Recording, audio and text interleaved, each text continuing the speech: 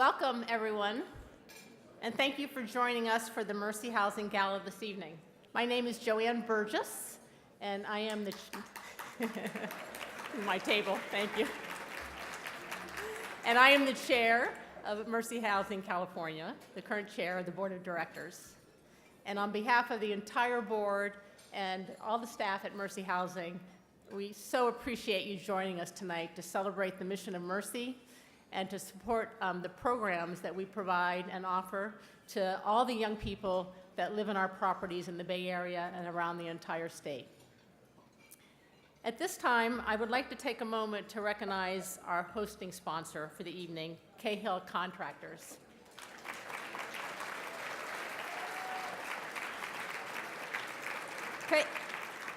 Cahill and Mercy have a long and valued relationship, and we greatly appreciate all they've done for us in support of our mission and all of our work.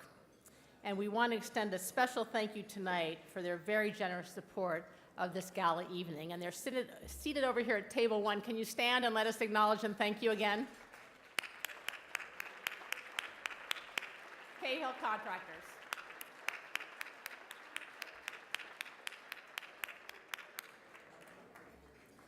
I would also like to take a moment and recognize the Mercy Housing California board members that are here this evening. Can I ask all board members to please stand for a moment?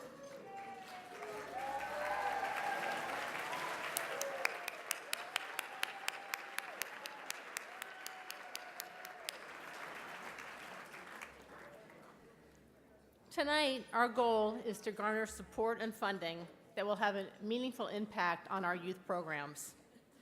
The Mercy Housing California Board of Directors has made a commitment to focus our giving over the next few years on one of the biggest youth initiatives of our organization's history, and that is the creation of the Sunnydale Hub, which is located in San Francisco's Visitation Valley.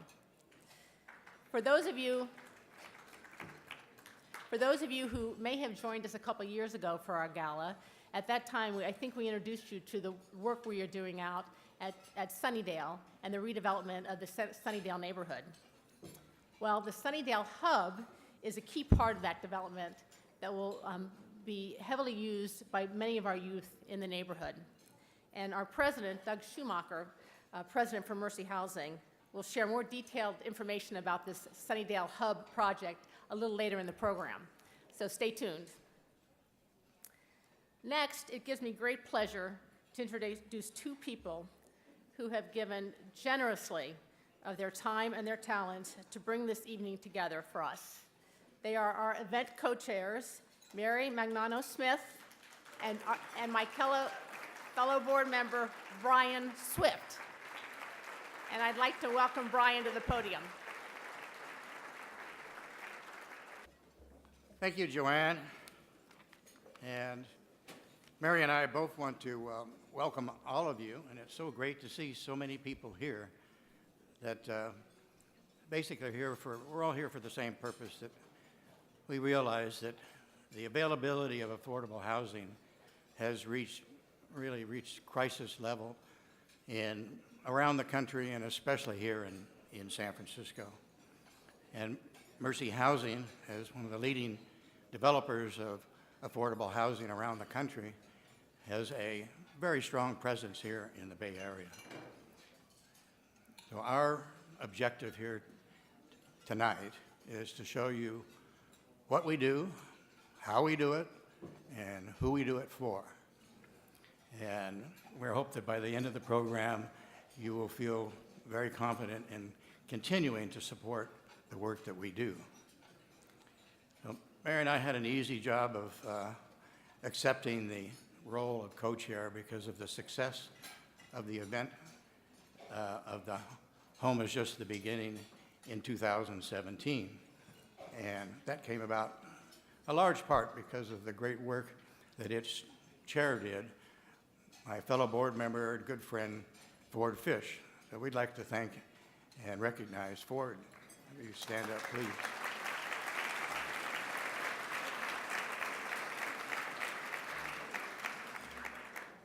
We also want to thank the sponsors for this evening's gala and in both the contributing and participating sponsors. So the contributing sponsors are Bank of America Merrill Lynch, BBI Construction, Bullard Inc., Nibby Brothers General Contractors, James E. Roberts Obayashi Corp., Sarman Construction, and Wells Fargo Bank.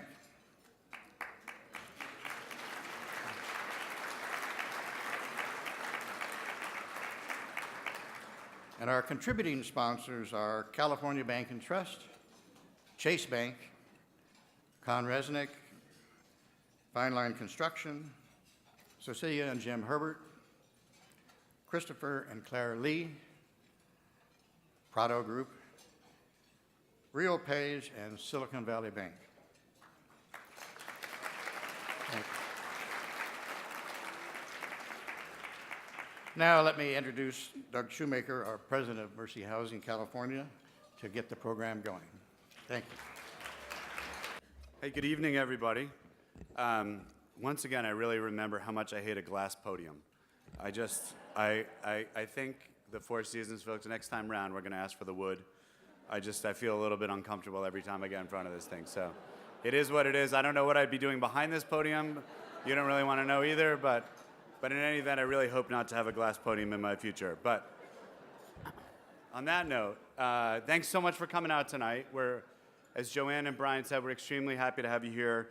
Tonight we're really devoting all of the proceeds from this evening to the programs we work with for young people and able to help them pursue their dreams.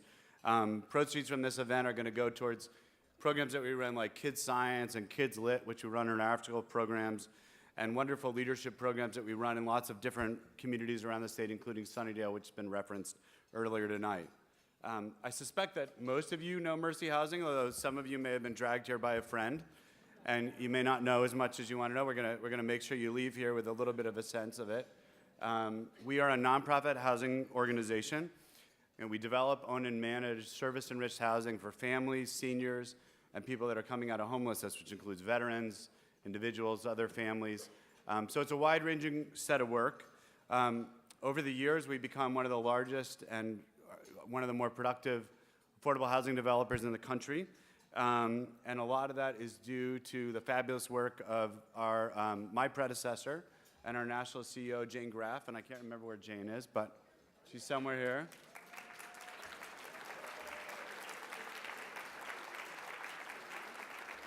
So I tell people that Jane sort of built the car, and my job is not to run it off the road.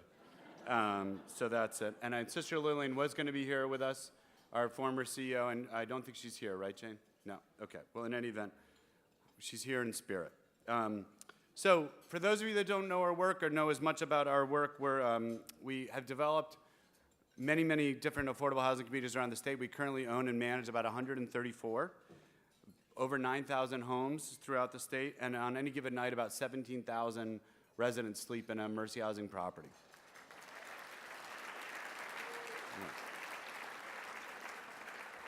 It does feel weighty to say those words. And we're still very active, so we're continuing to try and do more. One of the goals that our board has set out for us is to really increase the pace with which we develop affordable housing. Ford Fish, who many of you know, he's got his pedal to the metal. He insisted that we increase our production by at least 50%, and so that's what we're trying to do. And at the moment, we have over 3,700 homes in development from San Diego and Sherman Oaks in Southern California to the Bay Area, San Francisco, Oakland, Richmond, and up in the capital region, Roseville, downtown Sacramento, and Auburn. So we're active throughout the state of California. It's a unique role that we play in the state, active in lots of different places. But beyond being a developer, I think what has differentiated Mercy Housing, and I think what makes the board members so excited to be board members, and hopefully for those of you that are here to be here, is really that from the very beginning, we were a service-enriched housing provider. And I realize that anything like that has a hyphen in the middle, I probably shouldn't have gone with. But what it really means is, over the years, we've just sort of committed ourselves to the idea that it's not enough to just develop affordable housing. We do see affordable housing as sort of the foundation for enabling folks to really make a difference in their lives. But on top of it, we've always really felt that if you add services to the mix, you can really make a much more profound difference in people's lives. And that ranges all over the place. We have seniors that are living in buildings with fabulous Tai Chi and calligraphy classes, the social isolation that some people feel in old age. We try our best to sort of get folks out and kind of socializing with each other. We have more profound services in some of our supportive housing developments where we have veterans and others who have been coming out of homelessness.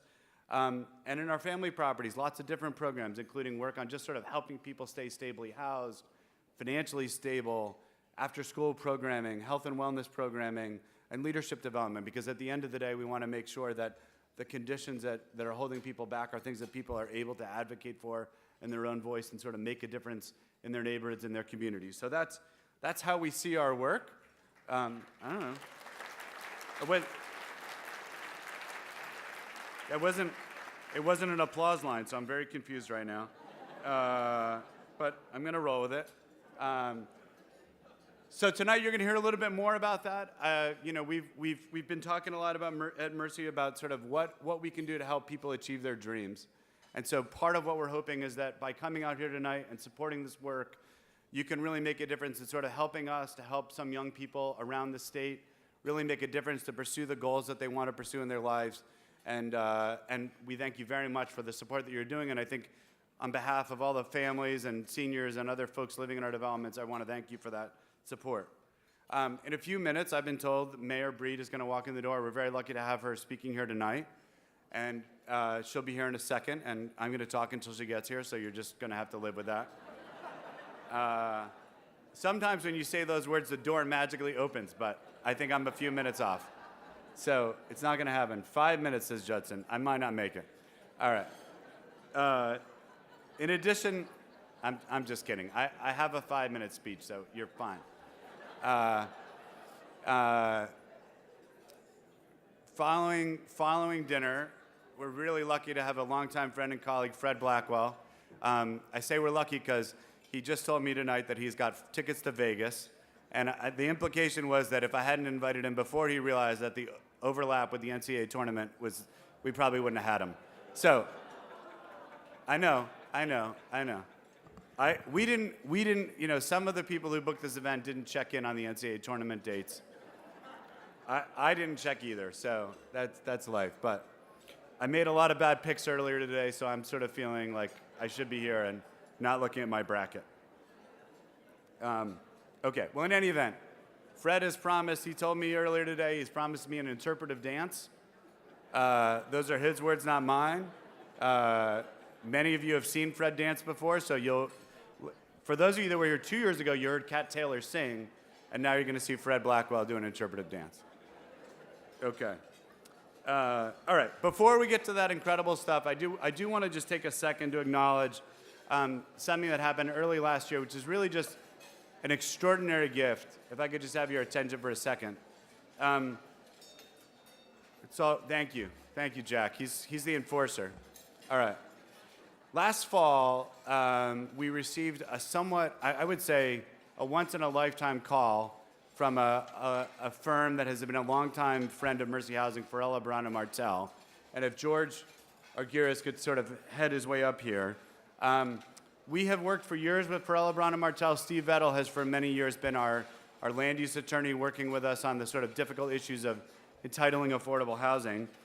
And George had been speaking with Steve about one of his clients' desires to make an impact on the need for more affordable homes in the Bay Area.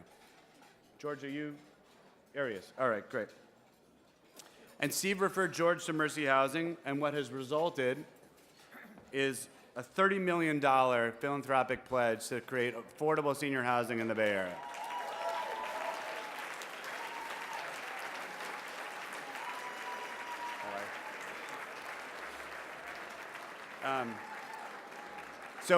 So when I say that this came out of the blue, I'm going to tell you it really did come out of the blue.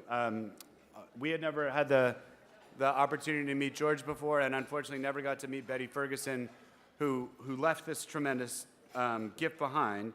She gave a great deal of her time and resources during her life to the community, and she had the foresight to plan for a future need to care for our most fragile elders. And she set up her gift in a way that she wouldn't get credit for it while she was alive, and we're in incredible awe of her generosity. As you can see from the next slide that is about to come up here, we have worked with George and some of the region's cities to create an investment program that will leverage the $30 million many, many times in order to create somewhere between 345 and 365 affordable homes for seniors that really would not have been built but for this gift.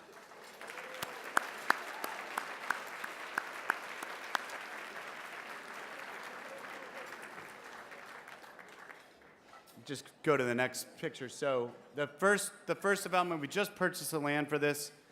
For those of you that are at 24th Street and Mission Neighborhood Centers, this is in the Mission District of San Francisco. Go to the next slide.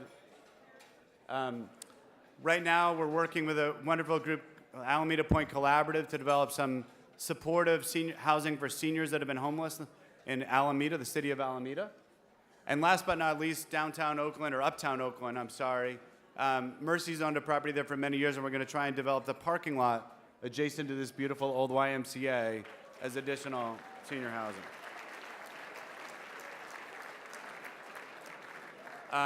So on behalf of the board and the staff, I want to thank George, Betty Ferguson, and the whole family that brought this together. It really does demonstrate, I think, at times it feels hard to imagine how you're going to make an impact on affordable housing in a region that is as challenged as ours. But I hope you feel what I do, which is just the tremendous power of this gift and the ability for, it's hard to imagine anything more profound than this. The 345, 360 seniors in a few years are going to have an affordable place to live the rest of their lives as a result of this incredible gift. So I want to thank George.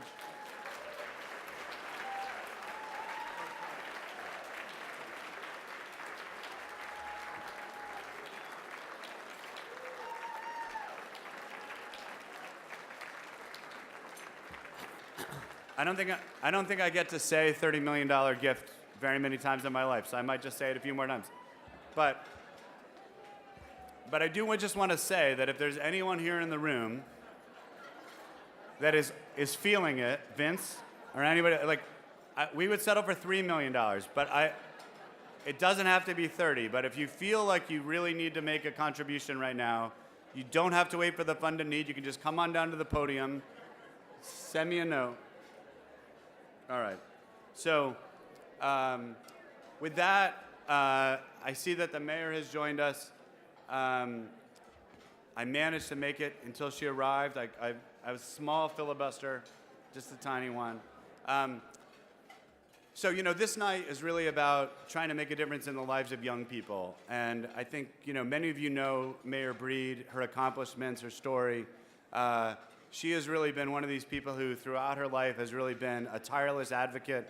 I've known her when she was a redevelopment commissioner, when she ran her own nonprofit, when she was a supervisor. She's a hard-charging individual. I think she doesn't settle for anything less than making a difference, a huge difference in the world. Incredibly happy to have her as my mayor, as a San Franciscan, and extremely thrilled to have her here tonight. And I want to introduce Mayor London Breed.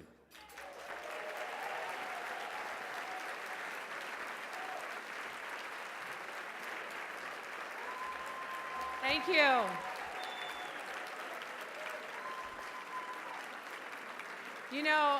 I got to tell you, I am so excited to be here tonight to celebrate not just Mercy, but the work that Mercy Housing is doing to change the lives of so many people in affordable and public housing throughout the city and county of San Francisco.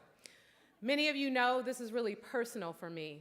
I lived in public housing. I lived in Plaza East in the Western Addition for over 20 years of my life. There was a disconnect with services. There were a lot of challenges. In fact, when I grew up there weren't a lot of people who visited my neighborhood. And there weren't a lot of people who sadly made it out of public housing. Many people ended up, unfortunately, in the criminal justice system, and unfortunately, I went to more funerals than I can count. When I think about what we have to do to change what public housing really means in San Francisco, I think about partners like Mercy Housing and the work that they are doing in Sunnydale. I am so excited about the work that we are doing to really re-envision public housing, the work that we started with Mayor Ed Lee and with Olson Lee, who's here today as well.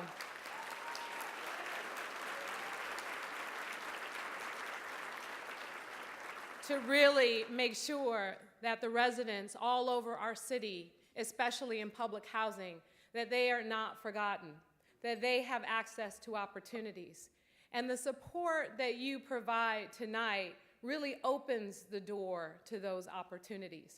Yes, we know that for so many years, Mercy has been providing development opportunities for new affordable housing, and I can't wait until we break ground on Mission Street, 258 new housing units for formerly homeless individuals.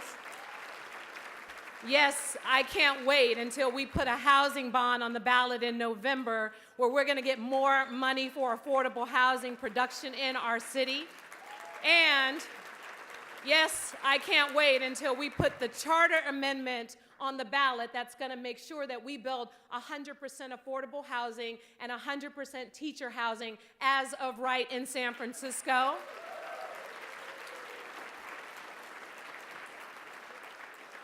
It's really time that we start to approach affordable housing in general in our city in a more responsible way.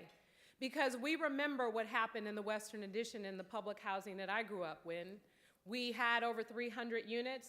They were torn down under the HOPE program, HOPE 6, and only 200 units were built.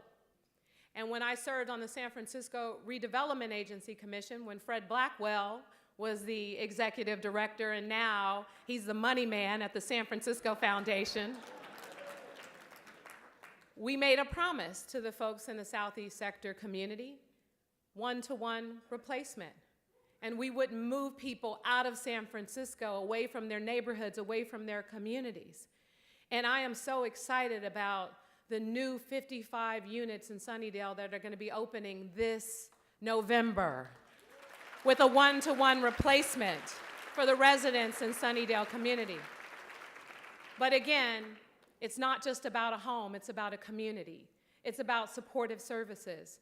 It's about making sure the next generation of young people growing up in public housing and affordable housing in our city have access to services, that they are successful, that they become the next Doug Shoemaker or the next Fred Blackwell or even the next mayor of San Francisco.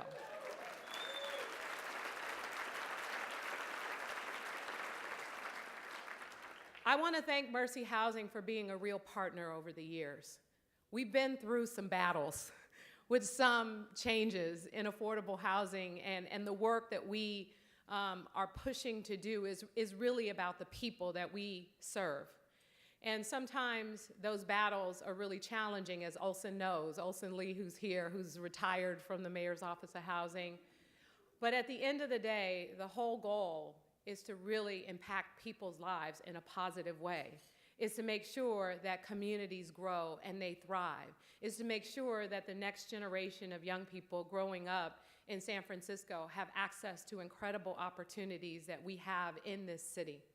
And I want to thank Mercy for being an incredible partner in those efforts. And I want to thank all the supporters here tonight for investing what I know will be a life-changing program, one that will really invest in people, invest in kids, invest in their futures. Investing in them now will help create the new leaders of tomorrow. And I can't wait until we finish. Hopefully I'm gonna be alive still when we finish Sunnydale. Hopefully I'll be alive. If we get rid of some of this bureaucratic red tape, that's what I plan to do.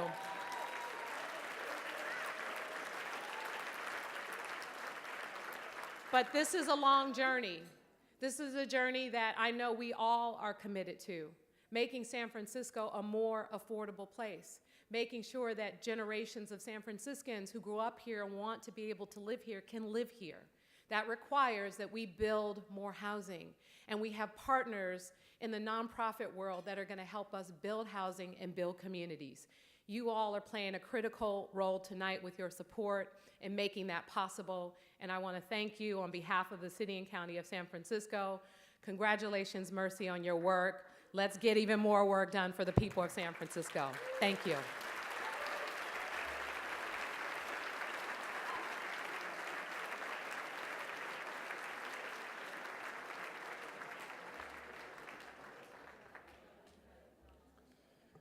Well, I'm not going to say much after that. I know it's hard to follow many people. Following Mayor Breed is a bad idea.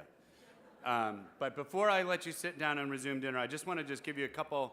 The mayor referenced this work that we're doing at Sunnydale, and we've talked to you, many of you in the room who are supporters, longtime supporters. You know that this is sort of one of the biggest things Mercy Housing's ever been involved with our partner related companies in California. Sunnydale Hope SF was actually started when Fred and others, Mayor Newsom at the time, now our governor, sort of embarked on this rather insane crusade. You know, the federal government had really failed us, as the mayor referenced, and we thought we could do better.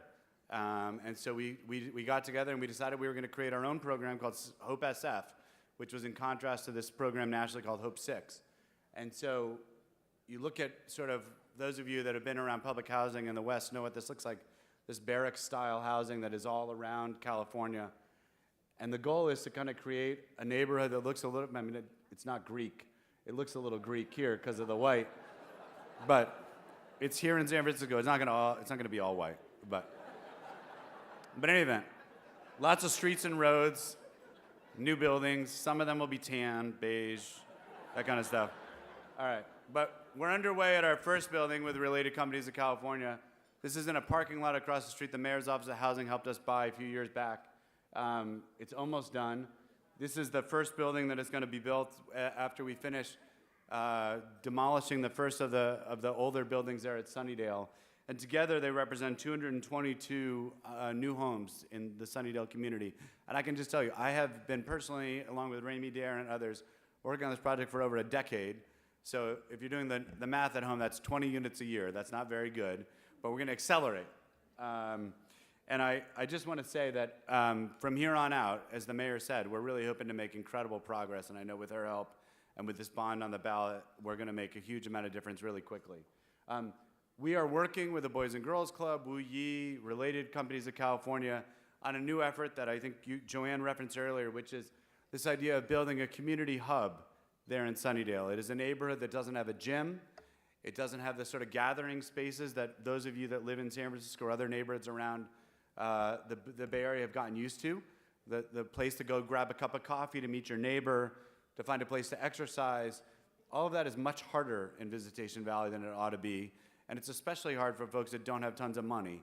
And so what we're really trying to do is create a place for people to gather, to know their neighbors, to get some exercise, grab a cup of coffee, get on the internet, whatever it will be, have their kids go to an awesome early childhood education program or be at the Boys and Girls Club after school. So we've just started this campaign internally with our board of directors and our partners. Ultimately, we're going to unveil this campaign to all of you. It's called buildthehub.org. And you go to the website, you can hear more about it, and more to come. But in any event, I want to thank the mayor for her tremendous support. This is the third mayor in a row, which is really quite astonishing, who has supported Hope SF to make it move forward. And this is such a hard process, the work that we're doing here.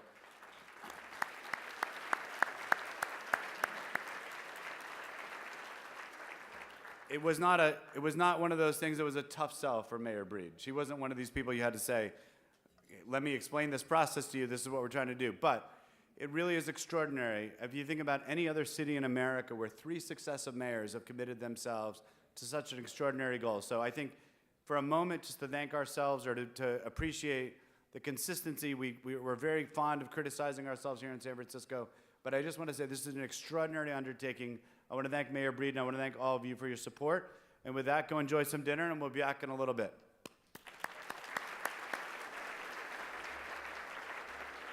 You've made your way through some of your meal.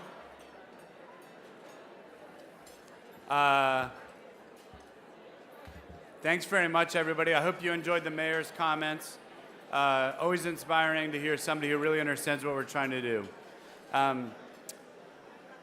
If I could just get your attention for a minute. Really, we're incredibly happy to have, as our guest speaker tonight, Fred Blackwell, independent of whether or not he actually really does an interpretive dance. Fred's a really interesting observer of sort of what's been going on in our communities throughout the Bay Area and throughout the country. I met Fred when he was the director of the Community Development Department, and then he went on to run the redevelopment agency here in San Francisco. He's since gone on to jobs with the mayor of Oakland, and now he runs the San Francisco Foundation, which many of you are familiar with. But I think what sets Fred apart in all those different jobs is he really gives new definition to the work of every place he lives, or every place he works.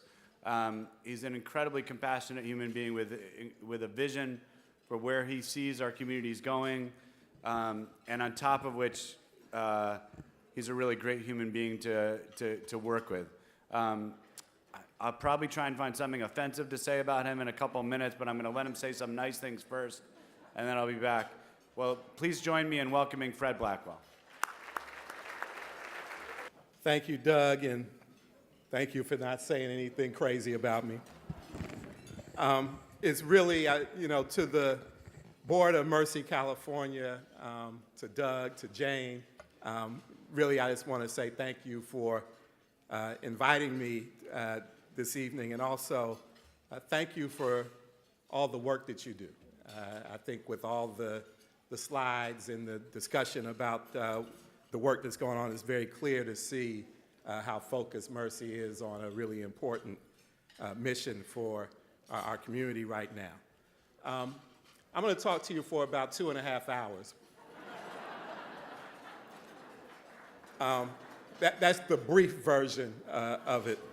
But no, I don't want to spend a lot of time up here. I'm aware of the fact that you're in between food and stuff. But I do want to just tell you a little bit about kind of some of the work that we're doing at the San Francisco Foundation, how I think it relates to the work at Mercy.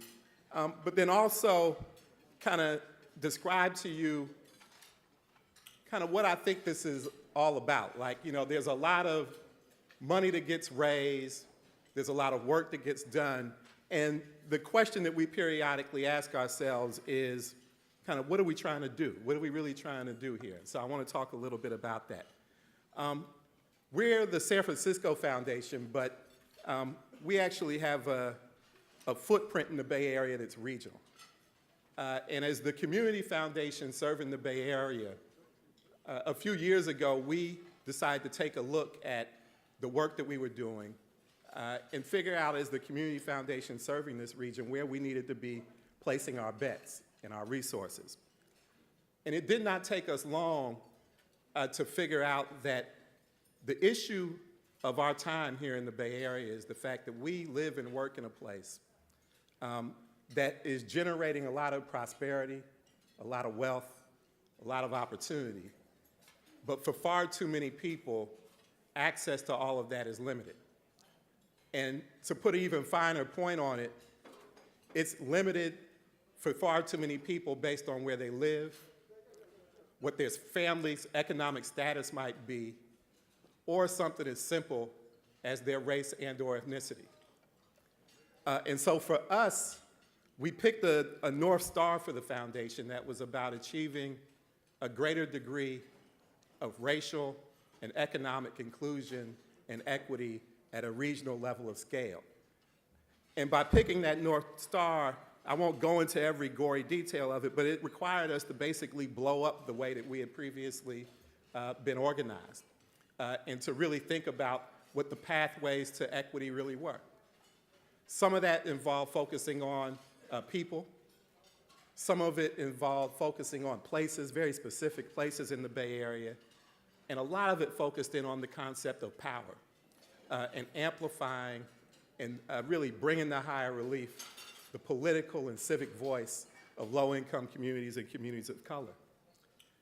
And it was not long after that that we really came to the conclusion that housing and housing instability sat at the center of all the things that we were focused in on. And so we began to think about and actually take action on that. We focused on housing with our grant making. We were making loans from the foundation's endowment. We were using our kind of civic leadership to pull different folks around the table. And really, and what I wanted to bring to you is that we concluded that the work that is associated with the work that Mercy does, and TNDC, I saw Don Falk, and other nonprofit housing developers, the work to actually build housing, build it in ways that is not just about the units, but the people that are in them as well, is a really critical piece of work. And at the same time, not quite enough. And that the frame that we started to develop was that we needed to both focus in on building more housing, building housing at the right level of affordability, protecting folks who are vulnerable to displacement or homelessness, building, just building, the bricks and mortar, absolutely key. And that there was another aspect of the work that was really about people, that the bricks and mortar was really about a means to an end. I mean, if there's nothing else that the slides tell you and the work that Mercy is doing in Sunnydale tells you, is that yes, the housing is important, but if folks are just living in new units and facing the same kind of economic challenges, educational challenges, challenges to having their families thrive, then we really have fallen short of what we're trying to do. So it's both about units and it's about people. And the mayor referred to Olson Lee. Olson Lee was the deputy director for housing when I was at the redevelopment agency. And Doug knows this. I actually came to the conclusion at the redevelopment agency that building affordable housing is the closest thing that you can get to putting a man on the moon. I mean, all the spreadsheets, yeah, like the people, those are people who build affordable housing. It's rocket science. And so what it made me think about when I was thinking about this was science and my like middle school science class, and two instruments that as long as I've never been involved in affordable housing, I've never used, but two instruments that I think are really important and I think that we should all take into account. That's a telescope and a microscope. And I want to first tell you about the telescope, because in order to get to the place where we're building the amount of housing that we need to build at the scale that really matters, it requires us not only to build, but to step back from the building and have some discussion and some thought about the framework, the policy, and the systems that allow us to build. We are not keeping up with the demand for housing at all levels of affordability in the Bay Area, period. Not only are we not keeping up from an affordable housing point of view, we're not keeping up from a market rate housing point of view, we just aren't building enough. And what that means is we have to look at zoning, we have to look at our policy frameworks, we have to look at the systems that are there, and we have to look at it beyond places like Oakland and San Francisco and Berkeley that are already building. We've got to look at the places that already have opportunity and figure out how we build there as well. For far too many places in this region, we've got an instance where cities are using tools like zoning, tools like fees, tools that are supposed to be facilitating housing development for exclusionary purposes, basically pulling the ladder up. So there's a part of the work that is about the telescope and seeing the good picture and taking the things that we're learning from the building that we're doing and translating that into policy that supports building throughout the region at all levels of affordability. So the telescope is really important. But the microscope is equally important. When you talk about building units and the housing being a means to an end, we're really talking about what does it take to have families thrive. And in order to think about that, the work in places like Sunnydale, the work in places like Hunter's View, the work in places like the Tenderloin, the work in places like Potrero Hill requires you to use a microscope. It requires you to zero in and get in the weeds. You've got to sit with families. You've got to knock on doors. You've got to talk to children. You've got to meet their needs. You've got to figure out how the systems around us are meeting their needs. It is very in the weeds, micro-level work that requires you to zoom in. And so the challenge that we are facing is how we not just build, but we use our telescope to understand how we create the kind of regulatory environment and systematic environment that we need, but that we also use the microscope to get down to the level of detail that is required to create a situation where families are thriving. And so both of those are important. The thing that I want to emphasize, though, is that that is not just about Mercy or other housing developers. The work that we are engaged in requires everybody to do things differently. It requires the corporate sector to come to the table in a different way. Think about the way that its resources, both capital and political, financial capital and political capital, get deployed. It requires philanthropy to think about itself not just as a grant maker, but how it can use its relationships to bring a different kind of approach to the work, how we use our leadership, how we use our endowments, how we use our grant making. All of those things are important in terms of how we get there. For the public sector, government, it means thinking about yourself as not just a rule maker, but an enabler and the creator of an environment that allows for the policy work to flourish and the work on the ground to flourish. So it requires us to all be in this together. My mother tells me something that I think is really important and that I think about all the time. She tells me that if you have come up with a solution to a real complex problem that only involves yourself, you either don't understand the problem or have the wrong solution.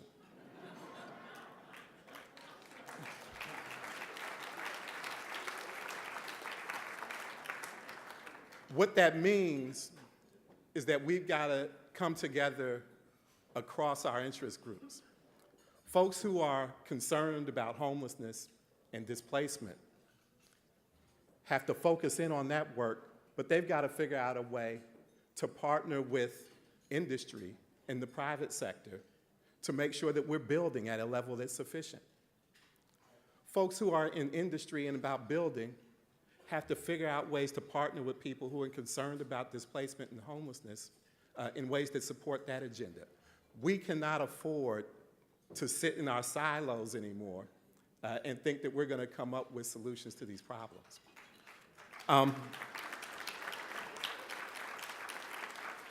And so I guess the point of it all is that we've got to do this together. And so let's get to work. Let's get to work together. And let's take out our microscope and let's take out our telescope and figure out how to do this at a level of scale that is meaningful at a policy level, but at a level of detail that's important for families. Thank you. All right, I've been racking my brain for a joke about either a telescope or a microscope, and I'm completely at a loss. I was sure that when he was done speaking, I was going to figure out something to tease Fred about, but I just can't figure it out. So by the time he leaves, I'll get one. Anyway, appreciate it, Fred. Thank you for the thoughts. San Francisco Foundation, just an incredible asset to our region. I know many of you feel that way.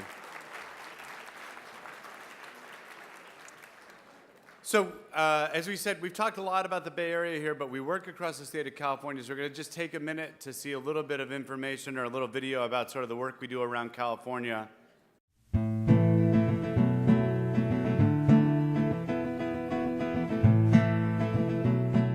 I'm Sabrina McFarland, and I've been living in Mercy Housing for about 13 years. I'm so grateful and really lucky to have places like Mercy Housing and Sister Patsy who were there to help support me and my family. My name is Flor Valle. I live in Villa Madera. I come every week to the food pantry and I come and volunteer to help out with the food. I also do volunteer work at my school. While I was participating with Sister Patsy, the Boys and Girls Club was also on the Mercy Housing property, and it really helped because they complemented each other, learning leadership skills at the Boys and Girls Club and then coming back and being able to use those leadership skills help foster this kind of idea of a role model of what I wanted to be.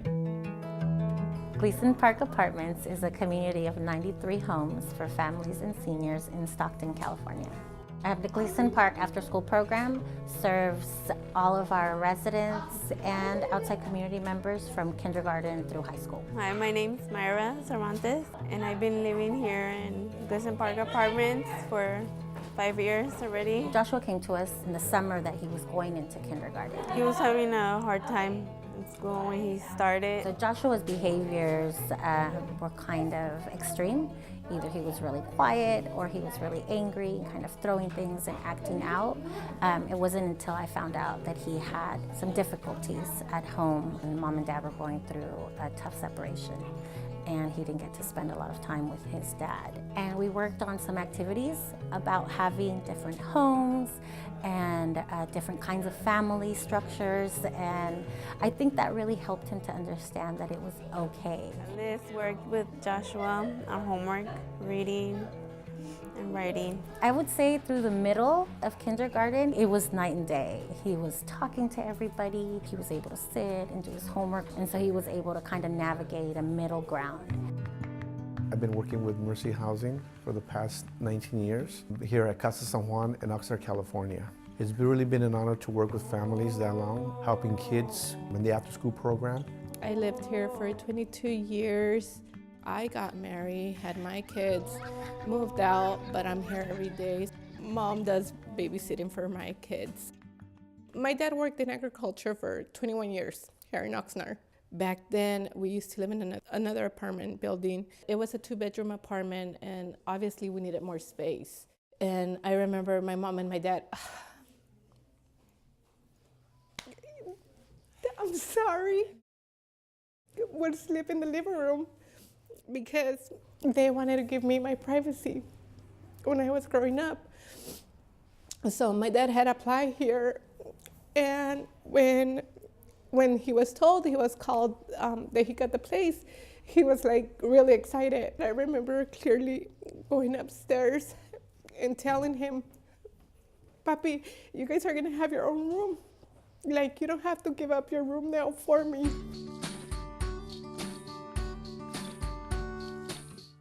I really like the program, Project Understanding, that is set here because I am a resident here, and it allows me to have a good connection with the kids, seeing them on a daily basis, whether I'm washing or passing by the playground, and then seeing them here in the tutoring center really allows me to get to know them and be able to help them with their homework or whatever it is that they're going through.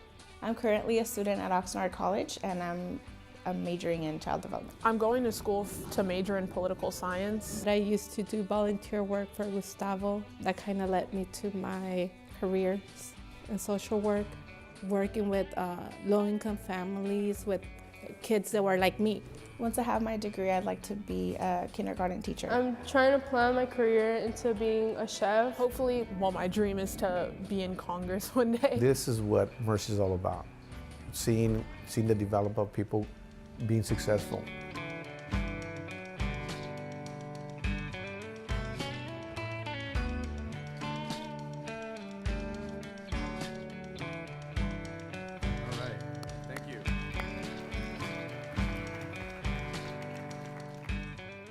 So we're getting close to the end of our program. I hope you're enjoying it. We have one last speaker, or two last speakers actually. Wallace and Wale Paulette are going to come up here and share a little bit of their story. Join us here at the podium. I just recently met both of them, and I think they have some really interesting things to tell us about sort of the work that we do at Mercy and their lives living out in Sunnydale.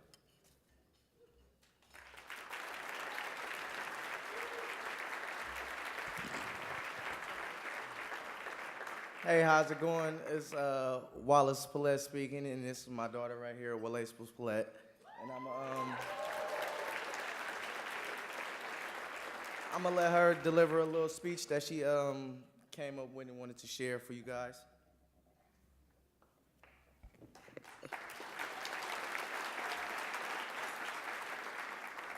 My name is Wale Paulette. I live in Sunnydale, and I am in the Visitation Valley Youth Leadership Group. Every Thursday, I meet with Drew and other kids to work in the community and build leadership skills. Sometimes we volunteer to feed the homeless or help with the backpack giveaway in the fall and the toy giveaway during the winter. Last summer, the Youth Leadership Group met with architects to plan for the hub in Sunnydale. We visited other gyms and community centers. Then we made drawings and models of the things that we would like to have in the hub. The Visitation Valley Youth Group is special because kids come from all different neighborhoods. We don't normally get to meet each other because of the past disagreements. I am proud to be in the youth leadership group because we are working very hard to make the future better for other kids in Visitation Valley. Some of the things that we do with Drew are we drum with a company called Loco Bloco sometimes. I have lots of fun doing things like this with Mercy. I am thankful for the Visitation Valley Youth Leadership Group because it takes me away from the violence. Thank you.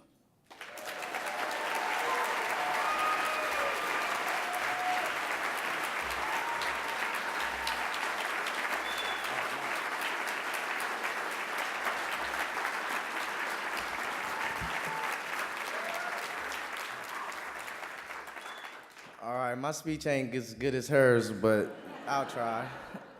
I wanted to deliver something from the heart, but I couldn't memorize it, so I wrote it down. So excuse me, I'm gonna read off of it. And here it is. Hey, my name is Wallace Paulette. I've been a part of Sunnydale my whole life. The past 10 years ago, I could not see a way out of my community dealing with violence that surrounded. I was losing friends to jail. I couldn't leave my community because of gang violence, and I even dealt with police harassment because of friends that I grew up with. I was even placed on a gang injunction because police felt like I was guilty by association. By the time I became a father, I decided to find a positive way out. I started with getting my GED, then I worked programs and a series of jobs that led to dead ends until I found a career. Now I actually have a career with Cahill because of Mercy Housing.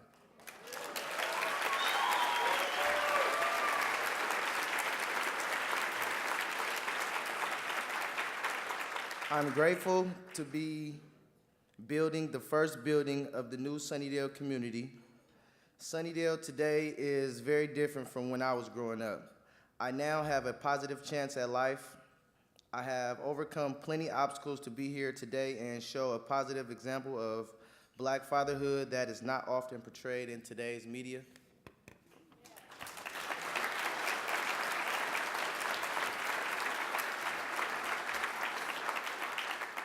I'm proud that my daughter, Wale, will have a better childhood than I had growing up in the community. Every day I come to work, it feels good to be making my community a better place and getting to see my child come and go to school every day from work.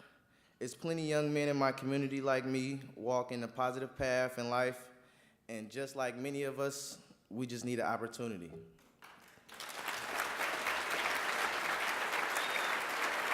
Thank you for having me.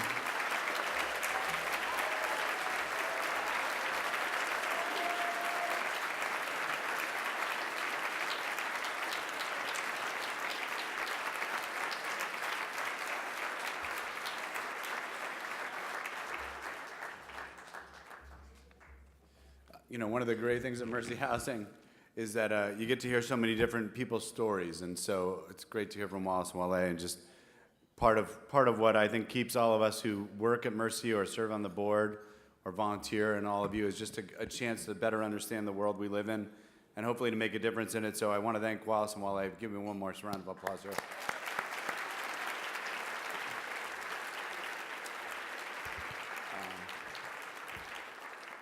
You're not going to be able to see these people because of the blinding light, but if we could just ask, I'd like to just recognize the fabulous coworkers that I have at Mercy Housing. So if you work at Mercy, if you don't mind just standing up for a minute and just getting acknowledged.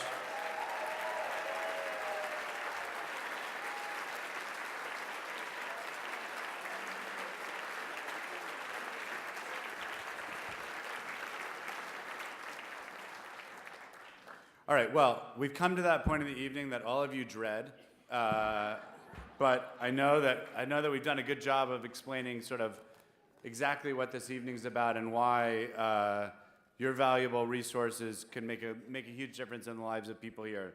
So I want to bring up Devin Bell, who is going to lead our Fund a Need effort, And I thank you very much for all your generosity. I'll be back up in a second, but greatly appreciate your being here tonight, as well as your generosity for these important programs. So, Devin. All right, thank you so much. You know, he did so well having everyone clap for everyone else. How about a hand for Doug? Doug Shoemaker.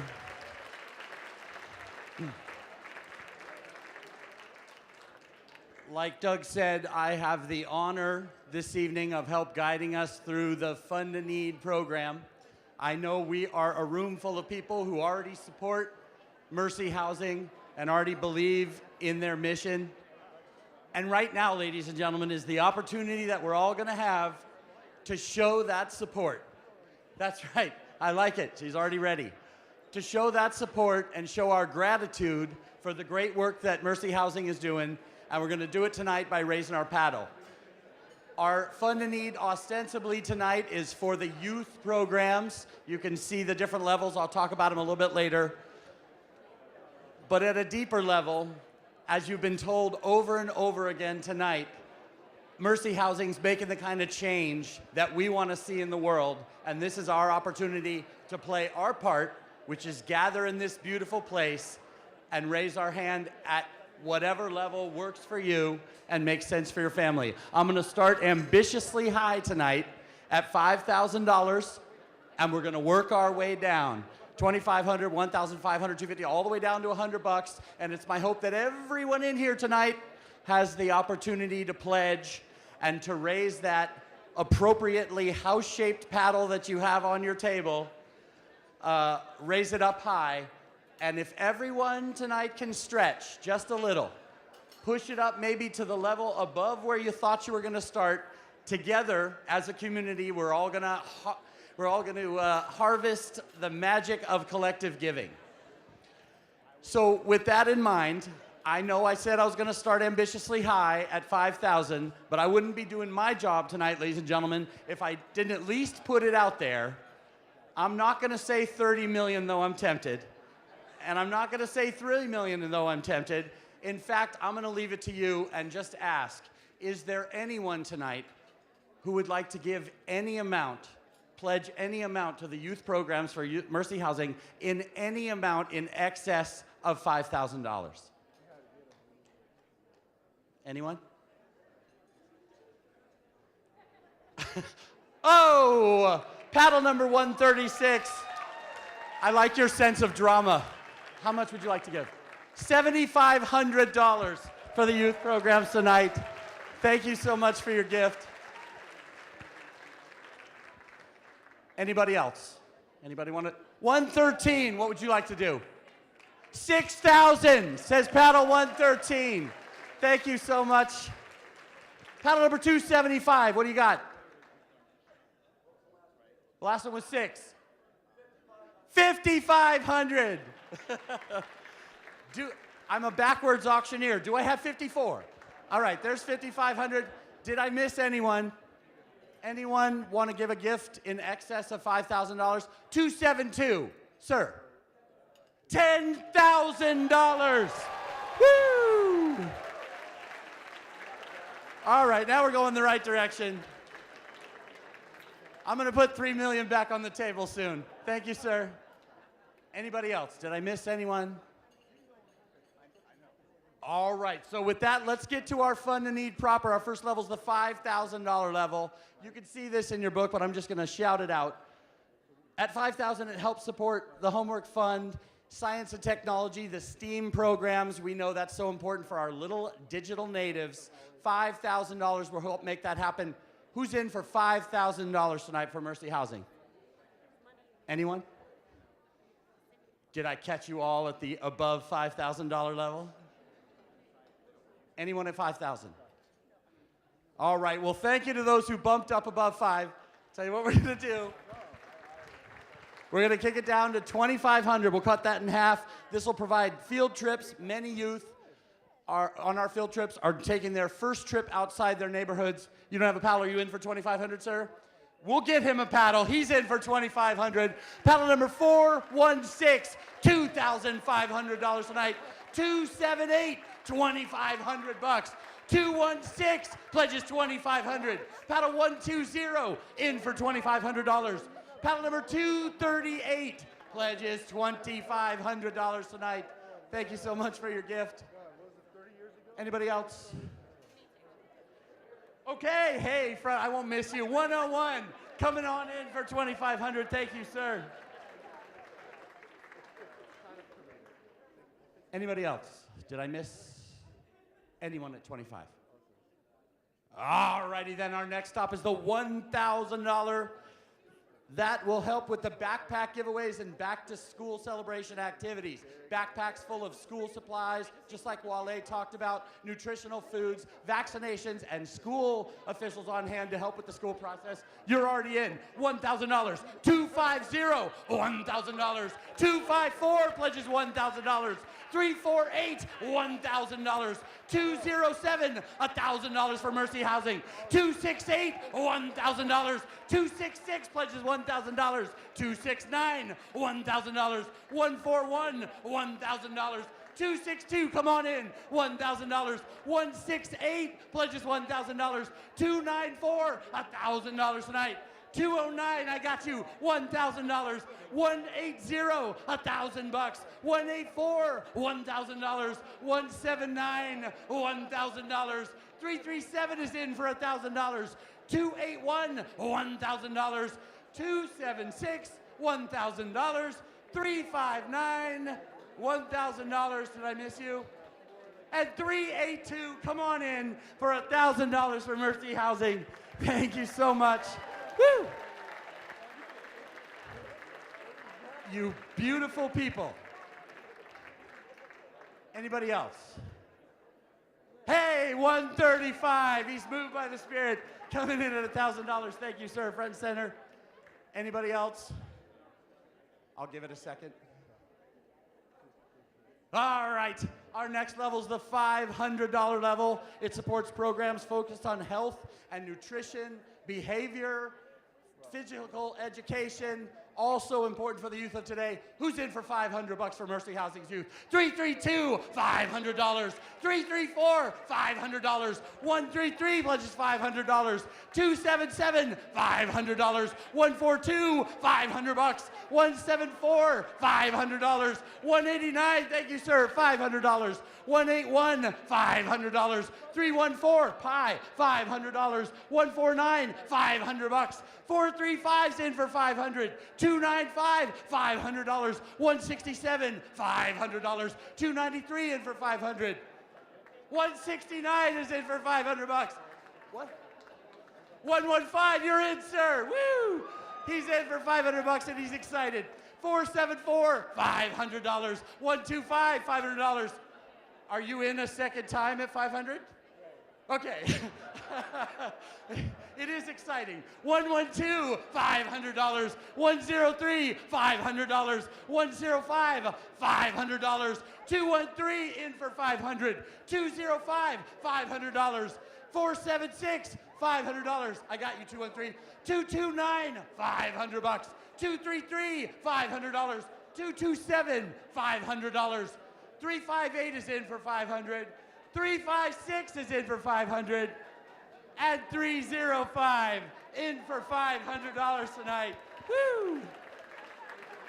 Thank you so much. Behold the power of collective giving. All right, our next stop is $250. That'll support a variety of youth and after-school programs, tutoring, visual and arts programs. So important to, like Fred Blackwell said, to not just housing, people, not just space for someone, but enrichment for them once they're there. This is our $250 pledge. Who's in? 119, $250. 222, $250. 111, $250. 231, $250. 257's in for $250. 255, $250. 204, thinking about it, $250. 336, $250. 486, I got you, $250. 483, $250. 122, $250. 328, $250. 331, $250. 330, $250. Right here, 139, $250. Right behind you, 192, $250. 316, 250. 311, 250. 166, $250. 171, $250. And last but not least, 164, in for $250 tonight. Thank you so much, sir. Whew. All right. And we're at the last stop on our philanthropic journey, ladies and gentlemen. It's the $100 level. Your gift helps support college and career preparedness activities, keeps kids safe, busy, and thriving. This is our last opportunity to pledge. If you haven't had a chance to raise your paddle, this is your chance. And if you already have, hey, throw up another $100. Murphy Housing's gonna do something good with it. For the last time tonight, who's in for $100? Here we go. 211, $100. 256, $100. 251, $100. 114, $100. 245, $100 for the youth. 252, $100. 187, $100. That's murder. 326, $100. 333, $100. 183, $100. 414, $100. 132 pledges $100. 151, $100. 176, $100. 308, $100. 298, $100. 157, $100. 156, $100. 154, $100. 153, $100. Great table. 171, in for $100. 425, $100. 480 back there. Swooping in like a hero. Paddle number 258. $100 tonight for Mercy Housing. Woo. All right. Ladies and gentlemen, we're working on the tally right now. But will you please give yourselves a huge hand? You just went a long way to making sure that these programs happen. We have one fortuitous bit of housekeeping to take care of. Because today is the first day of spring, I have been asked that at each of your tables, whoever's birthday is closest to today, March 21st, feel free to take home the centerpiece as a birthday gift, either late or early. Talk it out amongst yourselves. One of you take home the centerpiece. That concludes the Fund a Need portion of our program. You've been gracious and generous. Thank you for letting me be part of your celebration. Enjoy the rest of your night. All right, everybody. I know folks are gonna. The program is over, so I'm not gonna really bother you for any more. In a minute, I'm gonna tell you the results of how much money we were able to raise here. I do just want to say how much we appreciate you coming out, the tremendous generosity that you all showed. I hope to see all of you in the future. Feel free to linger, and as soon as you have a number. And so, that's the fun. So I just want to say how incredible it is. Last time we were sort of shocked by how much money was raised in the Fund a Need. And I just want to say thank you because you together raised $82,000 from the Fund a Need. So thank you so much for coming. I hope you continue to be supporters of Mercy Housing. There are folks waiting in the lobby if you need a parking voucher. And I hope you had an enjoyable evening, and it was great to have you all here. Thank you so much.